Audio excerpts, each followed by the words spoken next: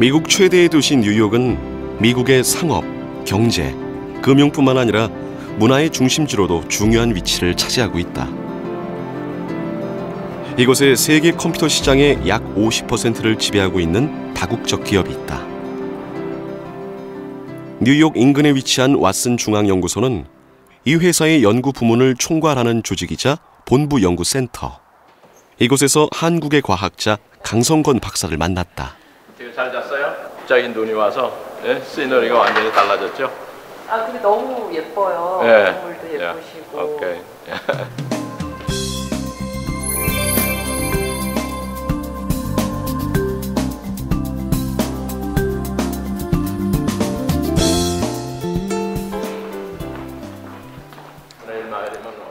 (30년간) 수석연구원으로 근무하며 미국 내 최고의 엔지니어로 인정받는 과학자.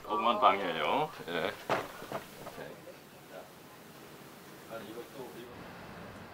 강성권 박사는 연구소의 전자재료 분야에서 뛰어난 두각을 드러내며 리더 역할을 하고 있다. Okay, your room is all set up. Right, I just We'll checked. be there at 11:30. And very, very well respected, not only within IBM, and also by worldwide scientists as well. He is a very good inventor. His inventions has been not only used in IBM technologies, but has been widely adopted by worldwide semiconductor industries. 이 회사에서 개발한 인공지능 시스템 슈퍼컴퓨터 왓슨은 모든 기술이 하나의 단일 시스템으로 집적된 형태다. 강성권 박사는 컴퓨터에 들어가는 새로운 전자재료를 개발하고 있다. 네, 탑을 제가 분해를 했습니다. 그러니까 완전 분해를 한 것이 아니고 반쯤 분해를 했는데 이렇게 키보드 밑에 이걸 키보드를 열면은 이런 그 반도체가 들어가 있는 패키지들을 이 회로판에 마더보드에 이런 패키지들을 붙일 때 필수적으로 필요한 그 재료가 납하고 주석의 합금이었는데 최근에 와서 저 유럽 공동체의 법을 따라서 로하스의 법을 따라서 바꾸기 시작한 것이 주석, 은, 구리가 들어가는 이제 삼원계 그런 이제 그 합금으로 바뀌는 거죠. 예. 이렇게 큰 전자 부품의 조립 기술에 대한 연구를 하고 있는 강성권 박사. 그가 세계적 전문가로 인정받게 된 건 바로 무연솔더 개발 때문이다.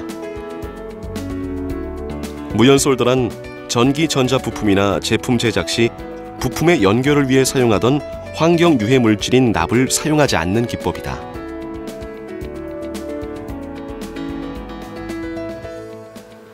So this is my lab, and 이게 제 실험실입니다. 강성권 박사는 무연솔더에 사용되는 재료 중 은의 함량이 적은 합금의 우수성을 발견했는데 그의 연구 결과는 이미 산업계에서 널리 사용되고 있다. 솔더볼이에요. 그러니까 이런 거를 써서 그 기판에 이제 패키지를 조이닝을 하는 거죠. 부품 연결에 사용되는 재료, 납이 들어가지 않는 친환경 솔더볼이다. It's shiny balls. I have millions and millions balls. This is tin and silver and antimony. It's about 300 micron diameter. 이게 300 micron diameter. 그러니까 머리카락은 25 micron. So this is about 15 times of diameter of hair, human hair. So this is maybe 0.3 millimeter. 그러니까 0.3 millimeter. 0.3 millimeter. 1994년 아직 친환경 전자재료에 대한 연구 활동이 세계적으로 미비할 때 강성권 박사는 무연솔더로 사용 가능한 여러 가지 금속 합금들을 제안했다. 그 후로도 지금까지 20년간 연구를 계속하며 끊임없이 학술 논문을 발표하고 많은 특허를 획득했다.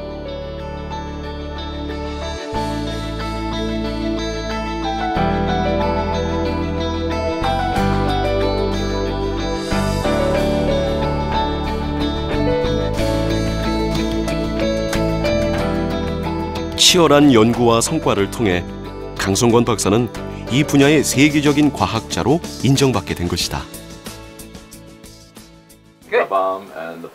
70에 가까운 나이, 그는 여전히 미국 과학자들이 존경하는 한국의 과학자다. And he's seen a lot of changes, through the years that he's been here.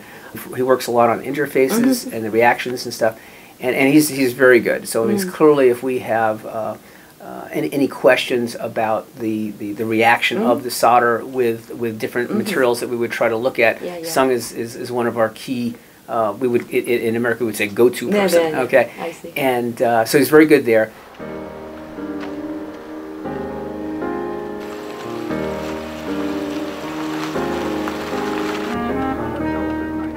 회사에 입사한 이후로 지금까지 30년을 오가던 출퇴근길. 연구소에서 차로 10분 거리, 한적한 마을에 강 박사의 집이 있다.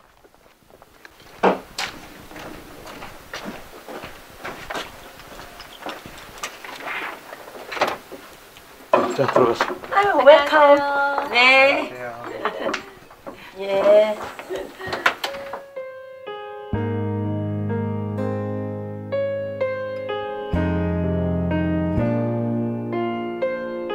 두 딸이 결혼한 후 아내와 단둘이 살고 있는 집.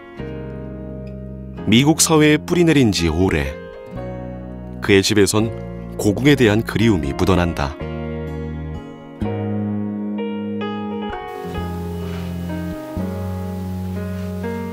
오랜 이국 생활을 함께해온 인생의 동반자. 강성권 박사의 아내는 플로리스트로 활동하고 있다. 티를 보리차를 마실 건가, 옥수수차를 마실 건가? 저는 보리차 보리차. 제작진에게 차를 대접하겠다며 평소 자신이 즐겨 마시는 차를 직접 끓여준다. 보리차. 이게 컵이 아닌데요? 왜? 이걸 쓰기 청와대 컵으로 내가 지금 한국 오신 분들 주려는데.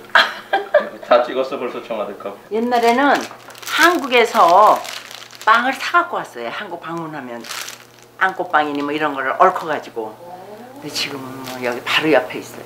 아이고 미국의 빵 더 좋잖아요. 더 맛있고. 그 빵의 그 질이 틀려요. 하고 한국 거는 한국 거예요. 예, 달라요. 그래서 또 칼은 그냥 한국에 대한 그리움을 함께 나누며 살아온 지 40여 년. 미국에서의 첫 인연을 떠올린다. 68년? 아니, 아니 69년. 우리가 72년에 했으니까. 그러니까 2년을 열심히 정성을 들였으니까. 70년쯤에 맞았어. 70년쯤에 만났어. 70년에 만났네. 어머 나는 깜짝 놀랐죠. 머리를 너무 빡빡 깎았으니까.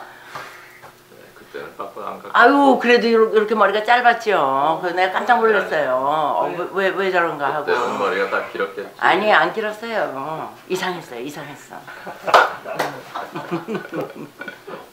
그러니까 미국 오면은 이발 가는 것도 힘들고 돈도 들고 그다음에 또 하나 마음을 이제 각오를 하기 위해서 내가 머리를 짧게 깎고 가겠다. 1969년 서울대 공과대학 금속공학과를 졸업한 24살의 청년 강성권은 보다 넓은 세상에서 학문을 계속하고자 미국 유학길에 오른다.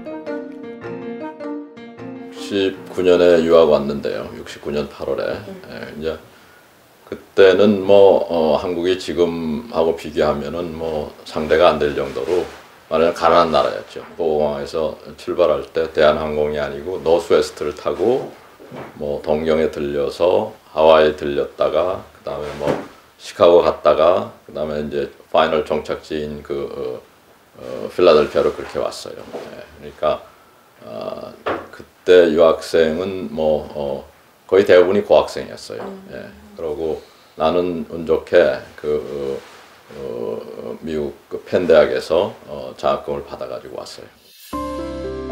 유학 생활 중 만난 지금의 아내와 결혼. 그 후로 박사학위를 받고 스티븐스 공과대학 교수가 된다. 이후 연구원 생활을 하던 중 강 박사는 예기치 못한 큰 시련을 맞게 되는데 회사가 연구소가 옮기겠다는데 반대해서 저는 이제 사직을 했어요. 그 회사를. 사직한 상태에서 그때가 추운 겨울인데 1월 달인데 우리 뉴저지 살던 집 앞에서 제가 빙판에 넘어졌어요.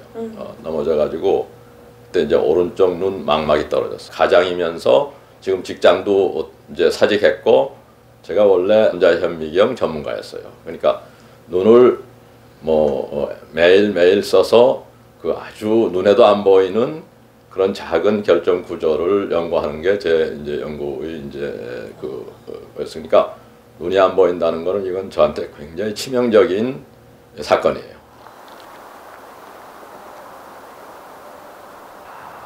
눈 수술 이후 강 박사는 제2의 인생을 시작한다. 약간 그 비즈니스 모델을 바꿔가지고 IBM 내에서 어떻게 금속공학에서 전자재료로 연구 분야를 바꿔 새로운 도전을 시작한 것이다. 라이센싱을 하면은 그 회사의 테크놀로지가 우리가 쓸 수 있고. 다시 출발선에 섰던 37살의 과학자가 최고라는 지금의 자리에 설 수 있었던 건 30년간을 밤낮 없이 연구에 매진해왔기 때문이다. 이 세계적인 회사에서 다른 나라 동료와 학계로부터 인정받는다는 건 쉽지 않은 일. 강성권 박사가 걸어온 길은 한국의 젊은 과학자들에게 많은 귀감이 되고 있다.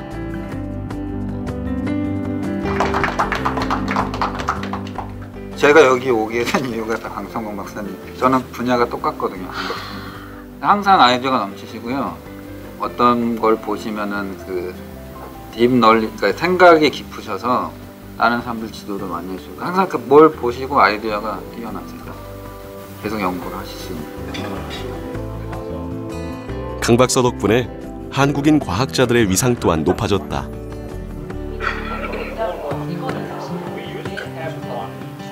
Very enthusiastic, very dedicated individuals, and that I think from a technical point of view, I think they're top notch.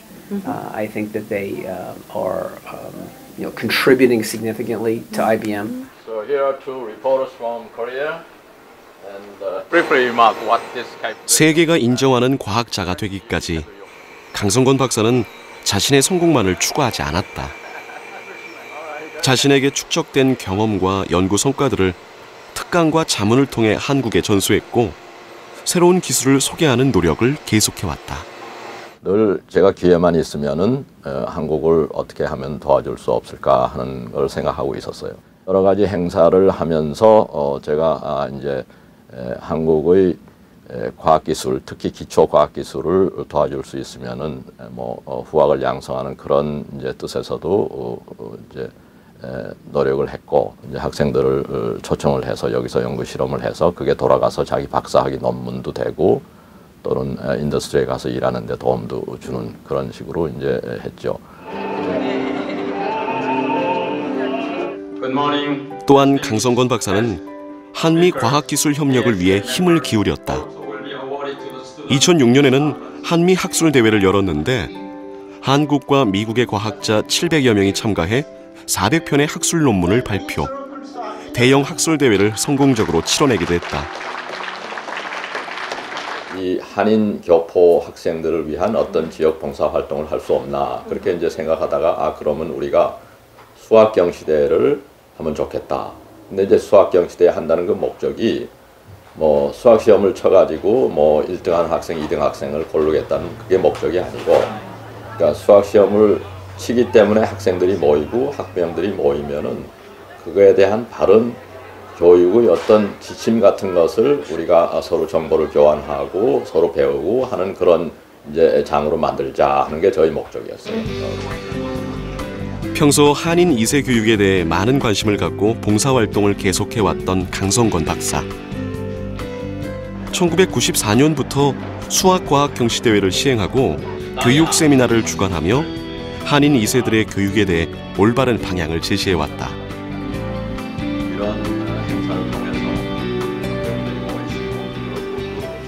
제가 한국 사람이니까 그런 한국인의 그 아이덴티티, 정체성을 내가 잊어버리지 않아야 되겠다 하는 그런 저 나름대로 노력이라고 생각해요. 그런 봉사활동들이.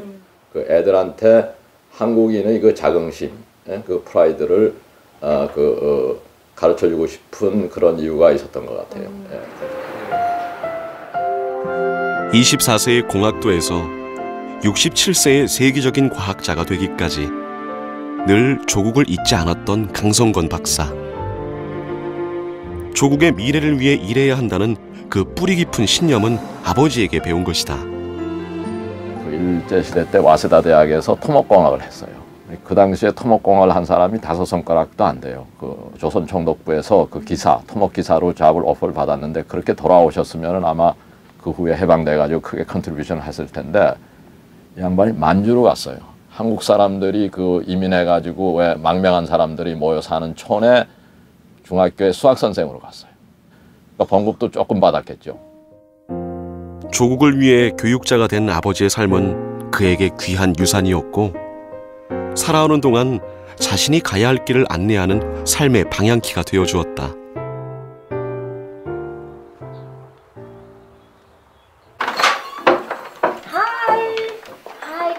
오랜만에 둘째 딸과 손녀가 찾아왔다. Hey, come on. 빨리 와. Hi, hi, come in. Give me big one. Give me big one. Okay, come in. 춥다. 빨리 들어와. Can you say, what do we say? 안녕. 연습했는데 안 되는구나. 안 돼? 요즘 강 박사 부부는 손녀딸 보는 낙에 산다. 한창 한국어를 배우고 있는 4살 배기를 보는 것이 큰 기쁨이다. 하나, 그 둘, 셋, 넷, 다섯, 여섯, 일곱, 여덟, 아홉, 열.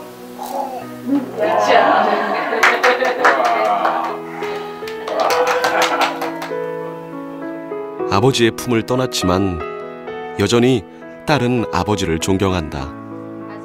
그리고 늘 한결같은 모습으로 가족을 지켜온 아버지를 사랑한다. I think when I think of my dad, I think of him as a student of life.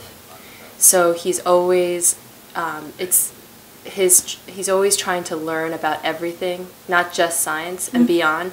And what he's a first student then teacher. When I first met my husband, I told him the man I want to marry is already married. That was my dad because he's so generous, so loving, and that's the best way I can put it. He's 한국을 사랑하는 과학자로서, 가족을 사랑하는 아버지로서 강성건 박사는 어느 것 하나 소홀히 하지 않았다.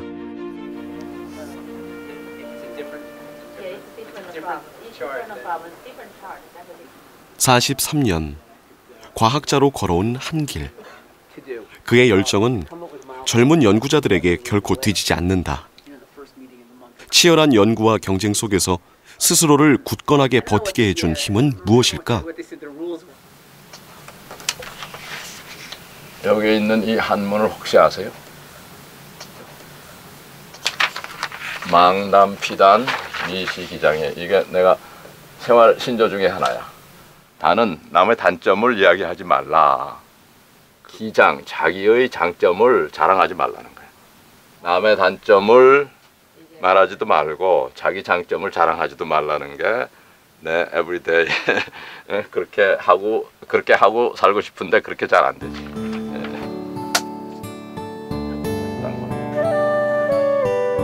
부족한 것을 채우고자 노력하며 그렇게 살아가는 것이 인생이라는 것. 그것이 세계적인 과학자의 소박하지만 위대한 일상이다.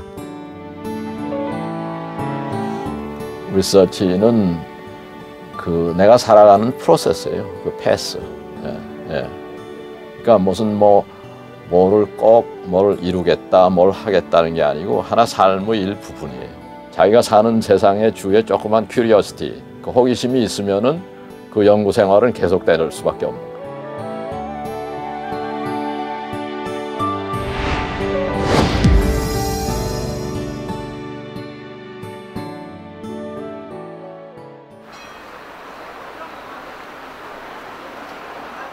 유럽 북서부에 위치한 네덜란드.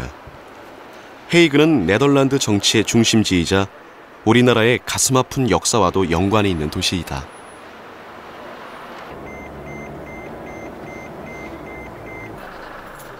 헤이그 시내 한 노부부가 기념관 건물 안으로 들어서고 있다.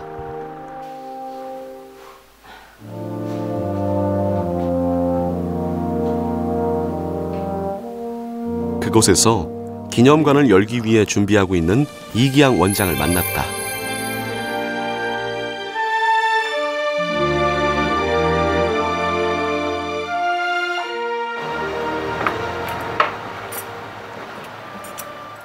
이기양 원장의 하루는 태극기를 다는 것으로 시작한다. 됐어요. 네덜란드 헤이그 시내.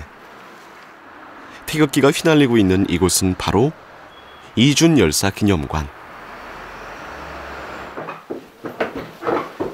기념관을 찾아온 관람객들이 들어서자 아내 송창주 관장이 나서서 맞아준다. 환영을 해요. 한국서 오셨어요? 네.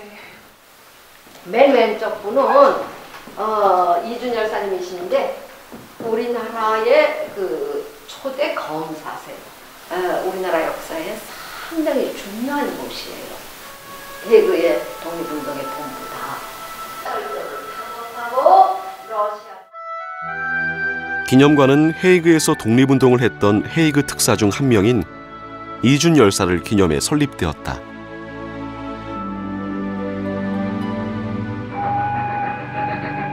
(1907년) 을사늑약의 부당함을 세계에 알리기 위해 고종에 의해 파견된 3인의 헤이그 특사. 만국평화회의에 참석하려 했지만 일본의 방해로 계획은 좌절됐고 이준 열사는 헤이그에서 순국한다. 이준 열사가 머물렀던 방을 복원하고 100여 년 전 순국 선열의 정신을 사람들에게 알리고 있는 이기항 원장. 그는 어떻게 기념관을 세우게 된 걸까? 수출 초기에 우리가 수출을 해야 산다 그래가지고 우리나라 물건 팔러 온 말하자면 상인입니다.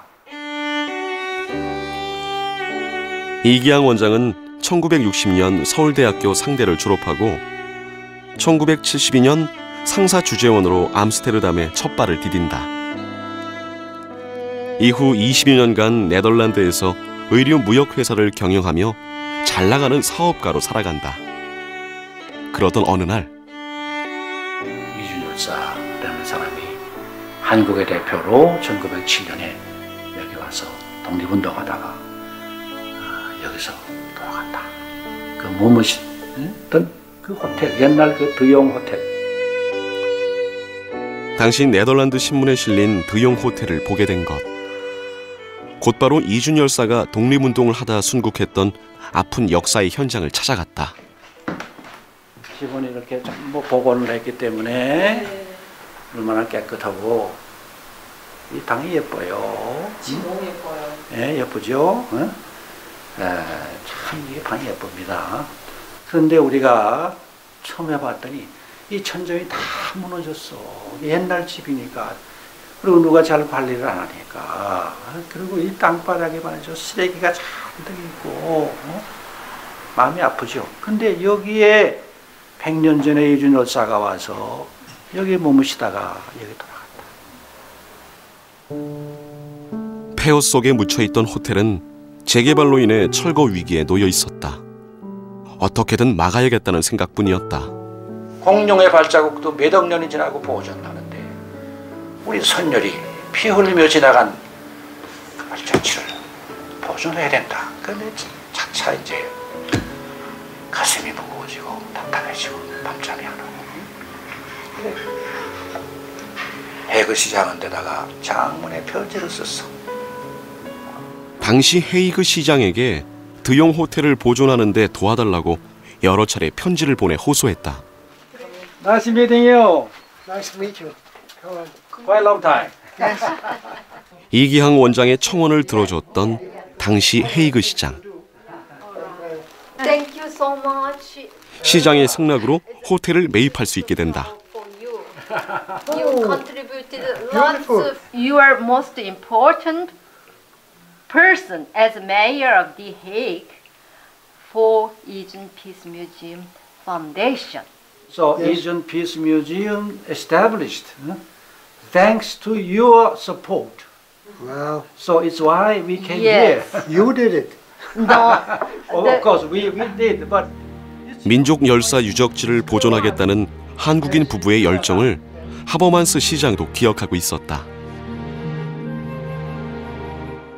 네덜란드 헤그시 이기양 원장은 당시로선 거금인 20만 달러의 사재를 들여 호텔을 인수.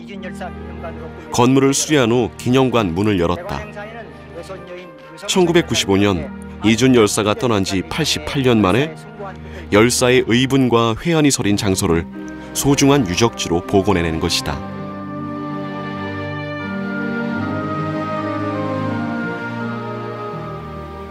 그러니까 이 기념관을 만든다는 게 집도 중요하지만은 뭐를 전시할 거냐, 그러니까 역사물을 전시해야 되잖아요.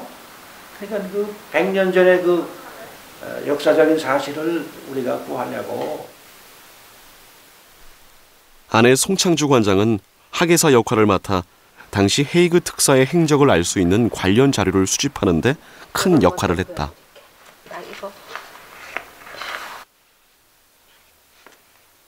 자료를 구하기 시작해서 찾기 시작해서 문서보관서, 도서관 뭐 등등, 그러고 고서점. 그런데 찾으면요 진짜 기뻐요. 보화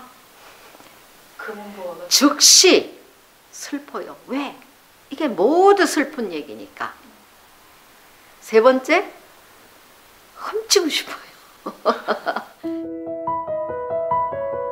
수십 년 동안 발로 뛰며 찾아낸 자료들. 부부는 기념관의 내용물을 하나씩 늘려가며 100년 전 역사의 증거물들을 보존하며 세계인에게 알리기 위한 노력을 계속해왔다.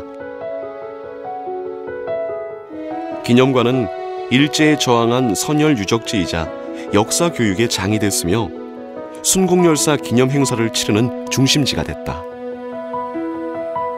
1991년부터 시작한 기념 행사의 공로로 국민훈장까지 수상하였다. 대단한 무슨 사명감도 아니에요. 그거는 당연한 거예요. 의무. 우리나라가 어떻게 탄생했느냐. 이준 열사와 같은 독립 선열들이 투쟁하지 않았다면 우리나라는 탄생하지 못했을 것이다. 낯선 이국 땅 네덜란드에서 기념관이 17년째 자리를 지킬 수 있었던 건 노 부부의 성실한 노력 덕분이다.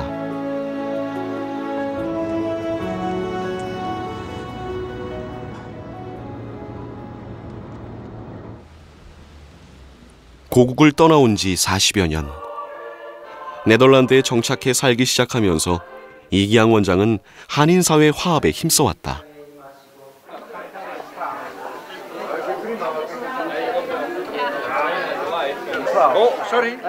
1980년도 최초의 한인 공동체 네덜란드 한인교회를 개척한 것도 이기양 원장의 노력이 컸다. 너무 고마운 사람이에요. 처음에 우리가 가난할 때 월세도 조금밖에 안 받고 그래가지고 우리를 지금까지 많이 도와주죠. 근데 이제 우리가 이제 경제가 많이 부흥했기 때문에 우리가 이제 도움 안 받고 오히려 이 사람들 우리 이 땅에서 도와줘요.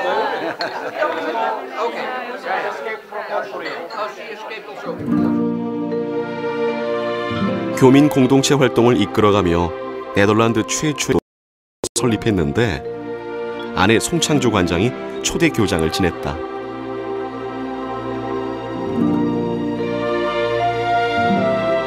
조국의 언어를 지킨다는 것.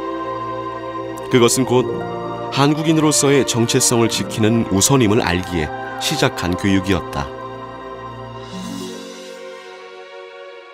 제가 가장 강조한 게 그거예요. 모유는 1년 반에 필요하고 모국어는 평생 필요하다. 그때는 2달 만에 한 번씩 한국을 갔거든. 그래가지고 각종 월간지 또 그냥 들고 와가지고 또 교포들한테 나눠주고 처음에 한 10년은 정말 열심히 했어요. 한인학교는 현재 네덜란드의 한 대학 건물을 빌려 운영되고 있다. 매주 토요일마다 열리는 학교에선 한인 2세 아이들이 모여 한국어와 한국 문화 수업을 듣는다.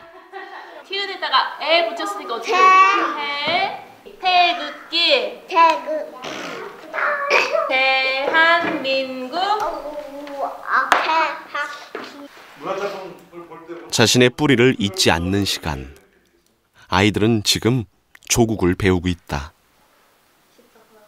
한국 사람인데 한국어를 당연히 잘해야 되고 나중에 커서 내 자식들도 가르치려고. 영어만 배웠다간 진짜로 내가 외국인이 될 수 있구나 정말로. 그래서 한글이 정말 이제는 나에게 정말 필요한 언어구나. 정체성을 갖기 위해서는 정말 한국을 정말로 한글을 정말 잘 배워야 되겠다. 그래서 이 학교에서 오면서 배우고 있어요. 집이 있는 암스테르담에서 기념관이 있는 헤이그까지 1시간 거리를 매일 오가고 있는 이기양 원장 부부.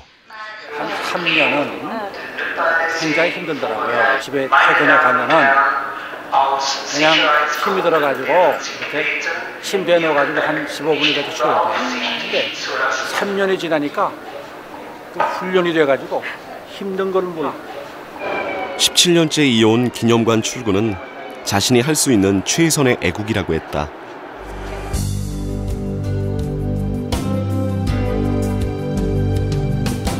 네덜란드는 산이 한 점도 없어요. 눈을 감으면 북한산, 눈을 뜨면 네덜란드의 들판. 서울의 북한산이 얼마나 예뻐요. 많이 높지도 않고 낮지도 않고 도시에 가까이 있고. 그런 도시가 세계의 서울밖에 없어요. 이기양 원장은 기념관을 한국 민족사의 현장이라는 생각을 뛰어넘어 세계인들에게 평화를 위한 열망을 보여주는 곳으로 알리고 있는 중이다. They are excellent, in fact, but since we have this beautiful museum here in the city of The Hague, remembering Lee Jun, who was here during the peace conference in 1907 in the last century, there always have been a very close link between Korea and the city of The Hague. 현재 이준 열사 기념관은 헤이그 안내 책자를 통해 평화 여행지로 소개되고 있다.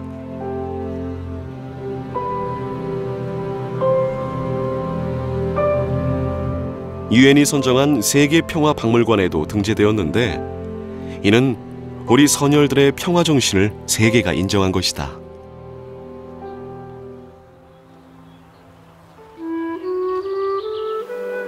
올해로 100주년을 맞이하는 20세기 평화운동의 상징 평화궁. 일본이 독도 문제를 헤이그 국제사법재판소에 회부하려는 움직임을 보며 일제 침략 역사가 아직도 진행 중이라고 생각. 국제사법재판소가 있는 평화궁을 찾곤 한다.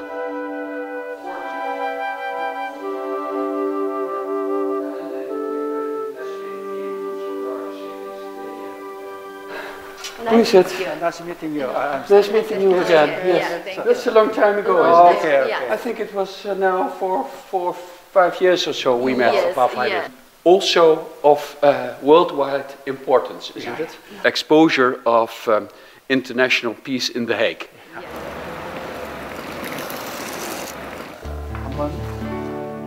지난해부터 이기양 원장은 에델바이스 배지 달기 운동을 추진하고 있다. 네덜란드 한인사회와 교포 2세를 대상으로 을사늑약의 배경과 의미를 가르치며 에델바이스 배지를 나눠주고 있는 것.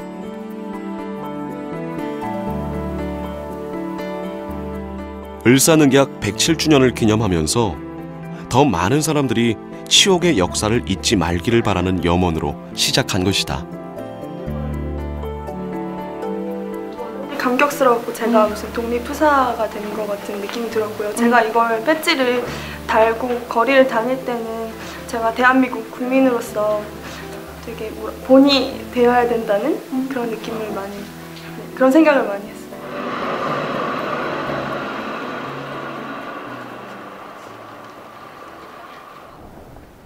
100여 년 전 헤이그 특사 3인이 피눈물을 머금고 돌아서야 했던 제2차 만국평화회의 장소 앞에 이기양 원장이 섰다.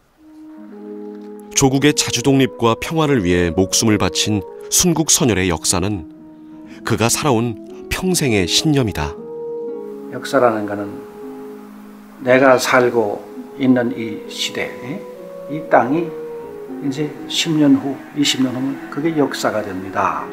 역사를 잊어버리면은 아무리 우리가 경제를 발전시키고 아무리 우리가 공부를 많이 해도 역사를 잊어버리면은 국민다운 국민이 될 수가 없어요.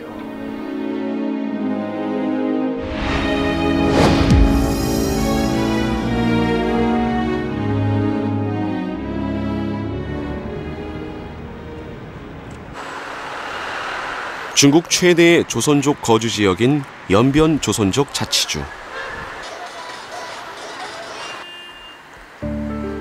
연변대학교는 조선족의 전통을 살려가고 있는 민족대학이다. 근데 한국에서도 그렇게 쓰는 거야. 아니지, 여기 한국에서. 새학기를 앞두고 있던 지난 1월, 교내 교수진들과 연구원들이 모여 대학 내 중점 사업을 위한 회의가 환창이었는데 연변대학의 대형 프로젝트를 이끌고 있는 총책임자가 바로 김병민 교수이다.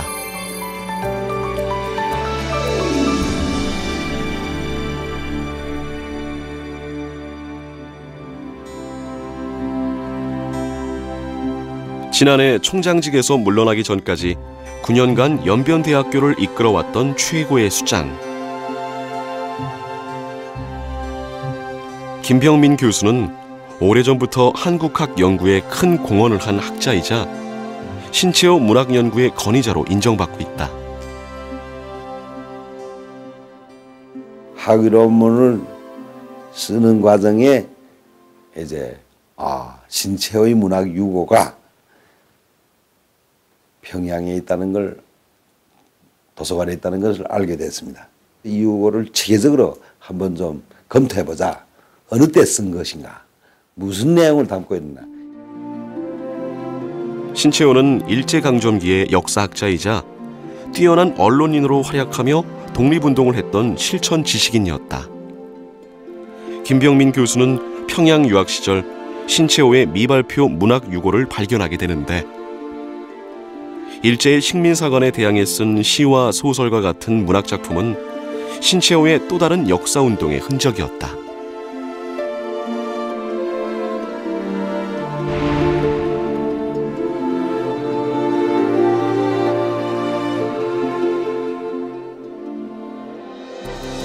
김병민 교수는 신채호의 친필 유고를 정리, 1988년 신채호 문학 유고선집을 발간한다. 세상에 알려지지 않았던 신채호의 미공개 유고는 단재 문학 사상을 이해하는 중요한 자료가 되었다. 또한 북한 학자들이 앞서 공개했던 일부 유고의 문제점을 지적하면서 주목을 받았다. 일본 제국주의 침략의 폐허로 망국노가 될 그런 형편에서 잠자는 우리 국민을 깨워주겠다는 또 이제 자주 독립국가를 꾸려야 한다는 이런 데서 저는 아주 감회가 깊었습니다.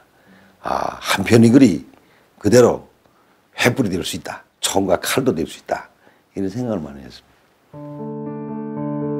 신채호 문학연구 이후로도 한국학에 대한 연구를 계속하며 100여 편이 넘는 논문과 평론을 발표. 중국 내에서 조선 한국문화연구의 새로운 발전을 이룩했다. 이러한 공적들을 인정받아 김병민 교수는 한국 이외의 아시아인 최초로 용재학술상을 수상한다.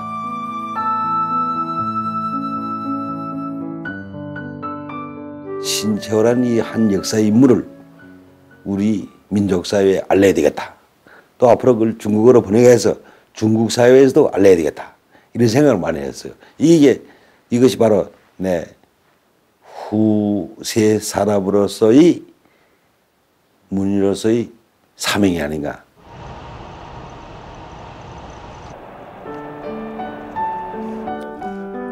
한국과 중국에서 인정받는 한국 문학의 훌륭한 학자. 그 꿈을 키웠던 김병민 교수의 모교를 찾았다.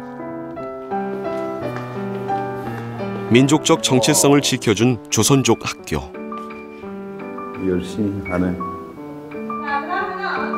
이곳에서 소년 김병민은 우리 글과 문화를 배우면서 자긍심을 키워나갔다.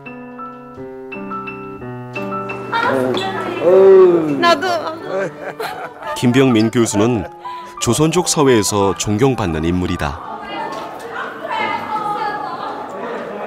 단순히 교육 분야뿐만 아니라 이번의 역할은 조선족 사회의 기타 부분, 예를 들면 상업이라든가 그다음에 무슨 문학이라든가 각 방면에서 정말 아주 우수한 역할을 하고 있다고 생각합니다.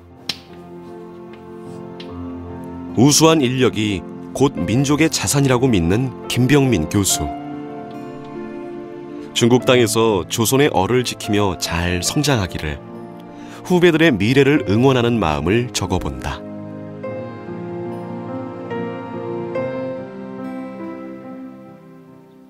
옛 발해 지역에 위치한 향수촌.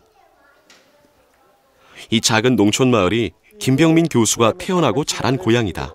위에 한성도. 기억을 더듬으며 어릴 적 살던 집을 찾아보는데 여보거네.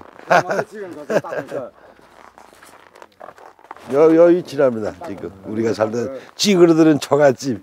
저희 어린 시절 꿈을 남긴 곳입니다. 어머니, 형님 부탁대로 이제 좋은 대학에 가자 그런 꿈을 많이 꿨습니다.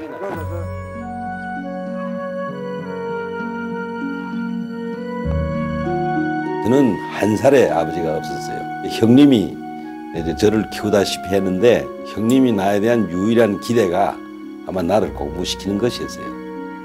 공부를 해야만 이 어려운 생활에서 우리 가정이 너무너무 어려우니까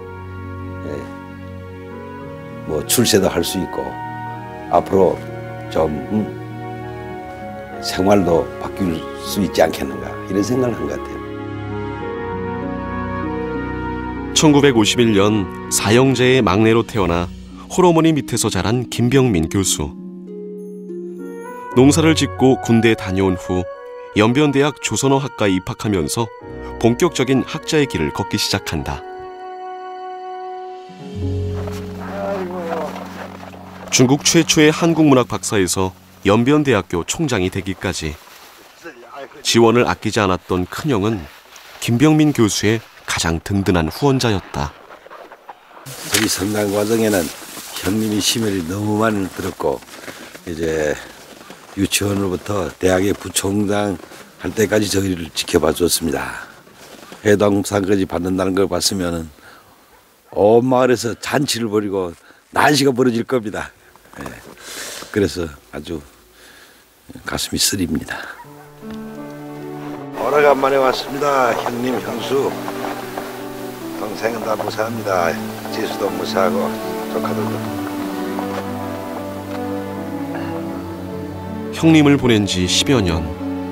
하지만 그의 가슴 속에는 늘 고향 같은 존재로 남아있다.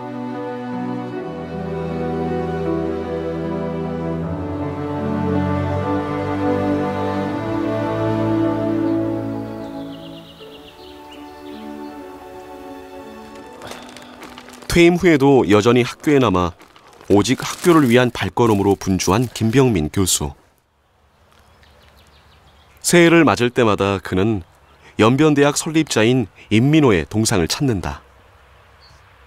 총장직을 시작하면서 민족교육을 위해 헌신을 다하겠다고 결심한 그 첫 마음을 잊지 않기 위해서다.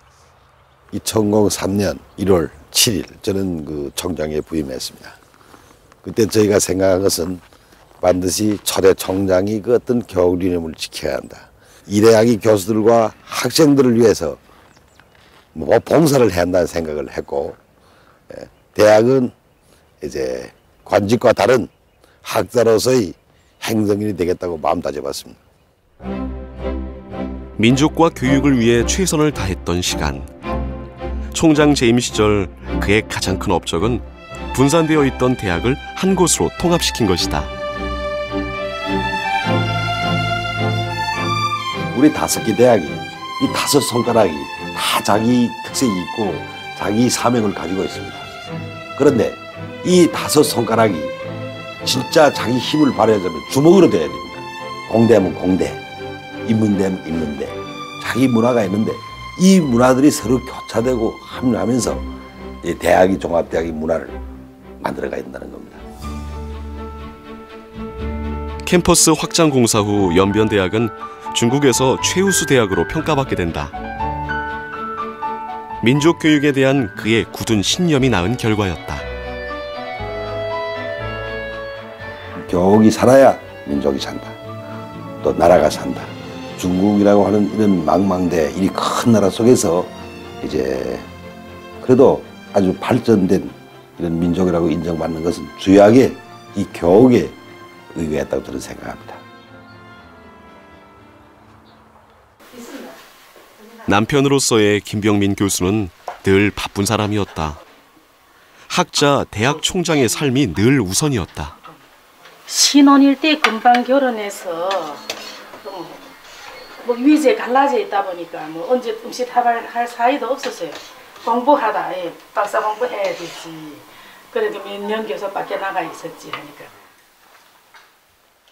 대학 시절 만나 지금까지 쉼 없이 달려온 남편을 지켜보며 서운함도 없지 않았지만 아내는 안타까운 마음이 더 크다.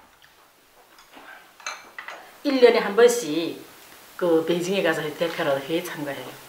근데 그때면 딱 저희 생일이에요. 3월 5일부터 3월 15일. 그러면 생일을 못 챙겨주시는 거네요? 예, 전화로. 전화로. 그 다음에 매일. 먹거리 사줬고 먹거리 사줬다니까. 몇 번 사셨어요? 2번. 평생 2번 대단하죠. 고생 너무 많이 했어요. 그동안 이 청장직을 맡고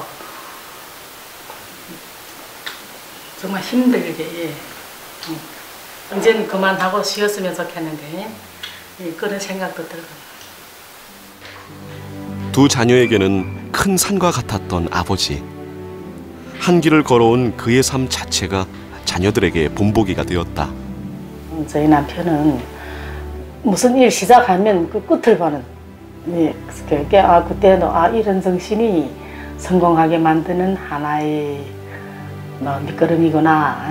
아주 힘든 시기에 대학 총장하면서도 힘든 시기에도 저녁에 계속 거실에 앉아서 작은 밥상 하나 놓고 계속 거기 앉아 글 썼어요. 총장하면서 학술을 놓는 분들이 많잖아요. 근데 그걸 놓지 않으려고 열심히 노력하고 저는 그런 데선 존경심이 가지 않고 해가지고. 학자로서 성실했던 삶. 손에서 놓지 않았던 학문에 대한 열정이 지금의 김병민을 있게 한 것이다.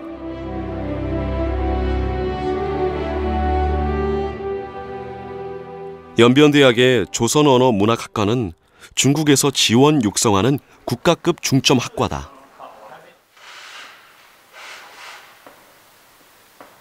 특히 한국학 학원을 설립해 학생들에게 조선언어 문학과 문화를 전파하고 조선어 전문 인재를 키워내는 데 주력하고 있다. 应该是学习韩国语的环境会比相对于其他学校更好一些，然后朝鲜族的老师也特别热情，所以很多学生到我们学校呢，都立志要掌握一门朝鲜语，打开他就业一个渠道，或者说打开他一个人生的一个大门。所以朝鲜语，我们朝鲜族这个文化特色，在我们学校来讲是非常有生命力的。 민족교육의 근간을 튼튼히 하기 위한 노력으로 김병민 교수는 오래전부터 조선족 민속박물관 건립을 추진해왔다. 조선족 민속 이제 문화를 교육시킴으로 해서 이제 조선족 학생뿐만 아니라 연변대학에 공부하는 다른 민족도 조선족에 대해서 려야하고 이제 그걸 또 서로 받아들이고 이런 목적에서 이제 건립했습니다. 중국 내에서 민족 문화를 알리고 한민족의 수많은 제자들에게 우리 민족의 문화를 전수하고 싶었던 열망. 그것은 오래전부터 꼭 이루고 싶었던 자신과의 약속이기도 했다. 이 집을 너무너무 힘들게 졌어요. 먹으려고 많이 다녔죠. 뭐 중국 경례도 많이 다니고 한국도 편지도 뭐 많이 쓰고 미국까지 갔었어요.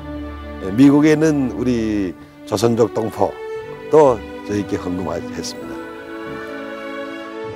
조선족 민속박물관이 민족의 자긍심을 높이는 데 기여해 줄 것을 기대하고 있다.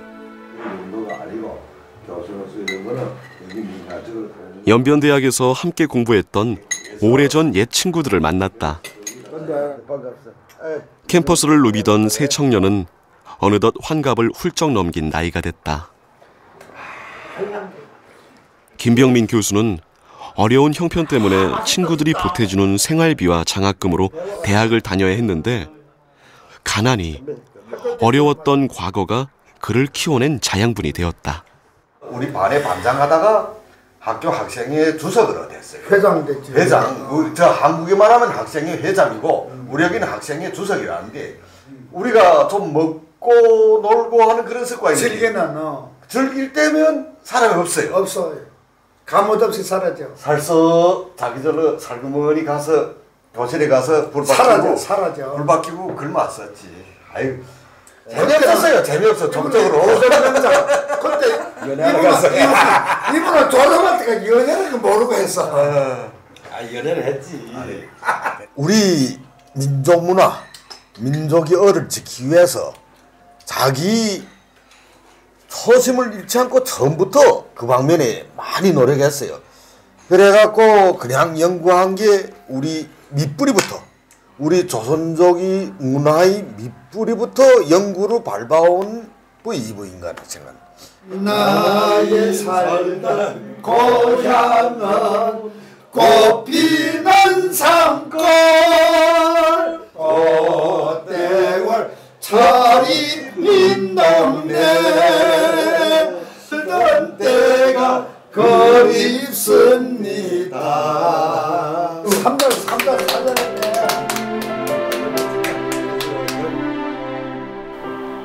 민족교육의 학자로서 김병민 교수에게 조국은 그저 당연한 사랑이다. 그리고 그 스스로 늘 자랑스러운 한민족이다. 자기 고향을 사랑하지 않고 자기 부모를 사랑하지 않고 자기 민족을 사랑하지 않고 자기 나라를 사랑하는 사람 어디 남에 대한 배려가 있고 인류에 대한 배려가 있겠습니까? 조선족 사회의 이 정체성 확립을 위해서 중국 교육의 한뜰기 꽃이 돼야 되겠다. 그래서 여기에 사는 우리 민족과 기타 민족이 행복 지표가 올라가고 이랬으면 좋겠습니다.